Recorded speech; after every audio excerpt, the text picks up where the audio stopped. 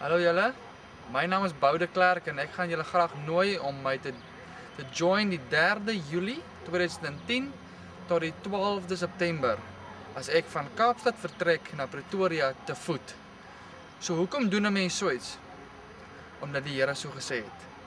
Net soos wat die geloofsvaders in die Bybel sekere opdragte van die Here ontvang het en dit gaan uitvoer het, omdat die Here so gesê het, presies vir daardie selfde redes gaan ek stap. Om te oefen hoe dit is om 'n disipel van Jesus te wees. Om te stap in sy voetspore is om gehoorsaam te wees aan sy woord.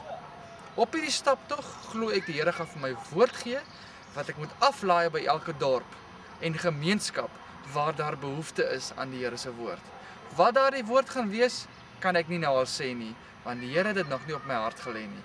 Al wat ek van jou vra, is om deel te raak van hierdie projek deur vir my te bid, asook te bid vir die mense, die gemeenskappe wat die woord moet ontvang, sodat daardie harte voorberei kan word deur intersessie, jou selgroep, jou kerk, jou familie se intersessie om die woord te kan ontvang.